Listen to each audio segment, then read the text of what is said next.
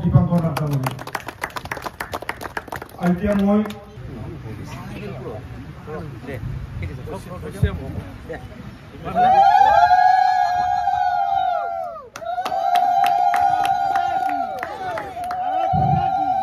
আনুষ্ঠানিকভাৱে উন্মোচন কৰা হ'ল আৰু এতিয়া আমি ভাৰত মাতাক বন্তি প্ৰজ্বলন আৰু পুষ্পাঞ্জলি কাৰ্য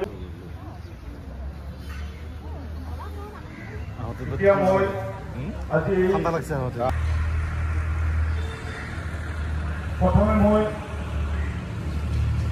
গোৱালপাৰা জিলা আমাৰ শ্ৰদ্ধা ৰাভা আসাম স্বায়ত্তশাসিত পৰিষদৰ সন্মানীয় মুখ্য শ্ৰীযুত পংকেশ্বৰ ৰাভা ডাঙৰীয়া, ইয়াত উপস্থিত গোৱালপাৰা জিলা স্বাস্থ্য বিভাগৰ যুটীয়া সঞ্চালক ডক্টৰ বৰা ডাঙৰীয়া, ডক্টৰ দাস ডাঙৰীয়া, আমাৰ মধ্যে উপস্থিত থাকা প্ৰাক্তন বিধায়ক দীপক ৰাভা ডাঙৰিয়া, আমাৰ মধ্যে উপস্থিত থাকা গোৱালপাৰা জিলাৰ জয়েন্ট ডাইৰেক্টৰ বিষয়বসকল, প্ৰমুখ অন্যান্য কৰ্মকৰ্তাসকল, জিলা পৰিষদ সদস্যসকল আৰু অন্যান্য কৰ্মচাৰী কৰ্মীসকল।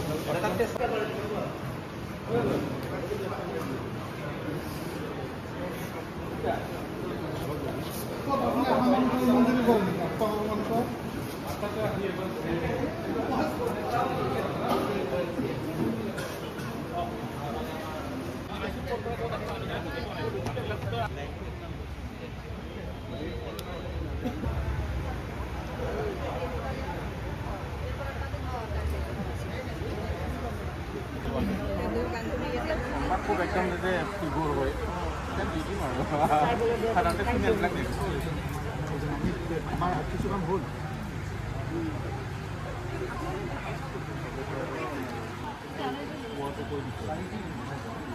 সেইটো নামটো কি আছিলে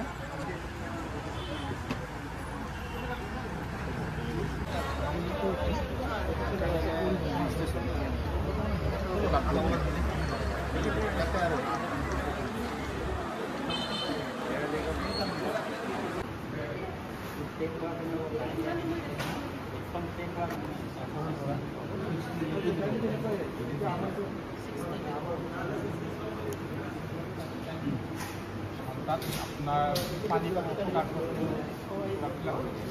আচল সন্তানবিলাক ফিল আপ কৰে আৰু আপোনাক 2 মাহৰ পিছত আৰু দিব আৰু এইটো আপুনি যিখিনি মেডিচিন পালে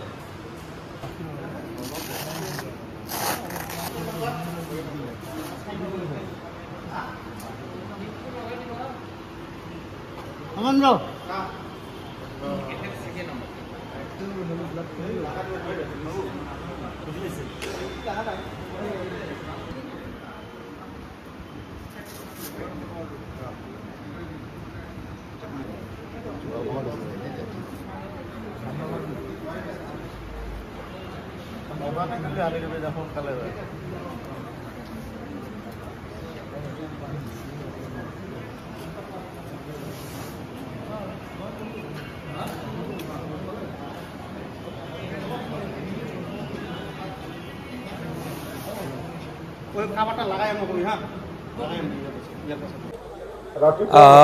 আজি জুবিন গাৰ্গৰ জন্মদিন তেওঁ আমাৰ মাজত নোহোৱা হৈ গ'ল। আজি 53 বছৰ ভৰি দিলেহেঁতেন তেওঁ জীয়াই থাকিলে, তথাপি 53 বছৰ হৈ গ'ল। এই দিনটোত আমি তেখেতক শ্ৰদ্ধাৰে সুঁৱৰিছোঁ আৰু আমি বিগত সময়ছোৱাত আমি দেখিলোঁ তেখেতৰ গীত মাত পুষ্পাঞ্জলি আমি তেখেতক জীয়াই ৰখাৰ চেষ্টাৰ প্ৰয়াসটো আমি কৰিলোঁ। কিন্তু আজি ভাৰতীয় জনতা পাৰ্টী অসম প্ৰদেশে এটা সুন্দৰ পদক্ষেপ গ্ৰহণ কৰিছে যে ৰক্তবিহীন এজন মানুহ কেতিয়া জীয়াই থাকিব নোৱাৰে।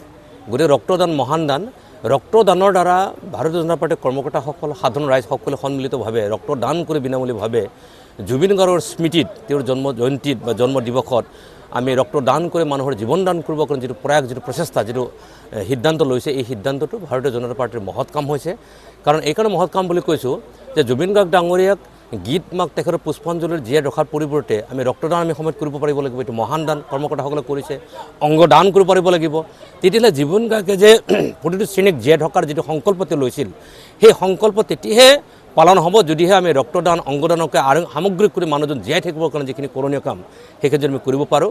গতিকে এইটো মহৎ কামৰ কাৰণে ভাৰতীয় জনতা পাৰ্টীৰ ধন্যবাদৰ পাত্ৰ, অসমবাসী ৰাইজ ধন্যবাদৰ পাত্ৰ আৰু সকলো জুবিন অনুৰাগীৰ প্ৰতি মোৰ আহ্বান থাকিব আজিৰ এই দিনটোৰ যোগেদি যে আপোনালোকে সকলো ওলাই আহক। গীত মাত পুষ্পাঞ্জলিৰ পৰিৱৰ্তে সেই ধৰণে তেখেতক আমি জীয়াই ৰাখিমেই, তাৰ পৰিৱৰ্তে তাৰ লগত সমান্তৰালভাৱে আমি ৰক্তদান কৰোঁ আহক, অংগদান কৰোঁ আহক, বা এজন মানুহ জীয়াই ৰাখিবৰ কাৰণে যিবিলাক আমি বিধি ব্যৱস্থা কৰিব লগা সেইবিলাক যদি আমি কৰোঁ তেতিয়াহ'লে আমি তেখেতক বহুত দিন অনাদি অনন্তকাললৈকে জীয়াই ৰাখিবৰ কাৰণে সক্ষম হ'ম। গতিকে পুনৰবাৰ ভাৰতীয় জনতা পাৰ্টীৰ অসম প্ৰদেশক ধন্যবাদ জ্ঞাপন কৰিছোঁ। আৰু আজি এই দুদিনীয়া জনমন্দিৰত গোৱালপাৰা জিলা সমিতি সুন্দৰভাৱে আয়োজন কৰিছে, তাৰ কাৰণে দীপংকৰ কুমাৰ নাথ ডাঙৰ প্ৰমুখ ক্ষেত্ৰৰ সতীৰ্থসকলক মই ধন্যবাদ কৃতজ্ঞতা মই জ্ঞাপন কৰিছোঁ। বাকী যিসকল ৰক্তদান কৰিবৰ কাৰণে যিসকল আহিছে সেই তেখেতসকলক মই আহ্বান জনাইছোঁ। 300তকৈ অধিক ৰেজিষ্ট্ৰেশ্যন হৈছে আৰু আহক, কাৰণ ৰক্তদান কৰিলে কোনো ক্ষতি নহয়, কোনো অসুবিধা নহয়, বৰঞ্চ বছৰত 3 পৰা 4 বাৰ ৰক্তদান কৰিব পৰা যায়। গতিকে তেখেতসকলে আহক আৰু আহিলে এই মহৎ কামটোত যদি যোগদান কৰে আমি ভাবিম জুবিন গাৰ্গৰ প্ৰতি প্ৰকৃতাৰ্থত শ্ৰদ্ধাঞ্জলি জনোৱাটো হ'ব।